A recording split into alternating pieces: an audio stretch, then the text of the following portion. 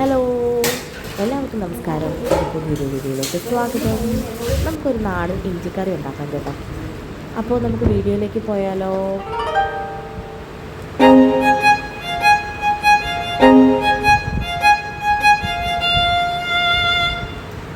ഞാനതിനായി കുറച്ച് ഇഞ്ചി എടുത്തതാ ഇതേപോലെ വട്ടത്തിലരിഞ്ഞ് എടുത്തിട്ടുണ്ട്. അതൊരു പാൻ അടുപ്പിലേക്ക് വെച്ച് അതിൽ കുറച്ച് എണ്ണ ഒഴിച്ചതിന് ശേഷം ഈ ഇഞ്ചി കുറേശ്ശെ ഇട്ട് നമുക്ക് വറുത്ത് കോരിയെടുക്കാം.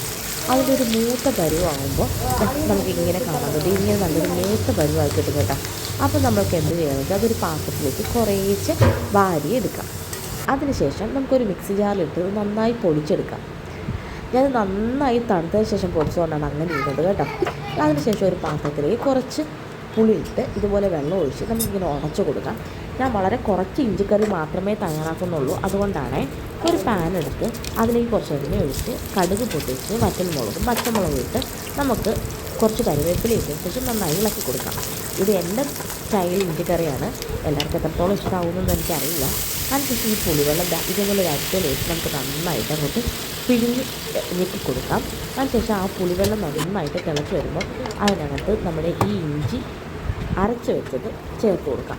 കൂടാതെ നമ്മൾ കുറച്ച് ശർക്കരയും കൂടെ ചേർത്തിട്ടുണ്ട് കേട്ടോ. അത് കാണിക്കാൻ മറന്നുപോയി.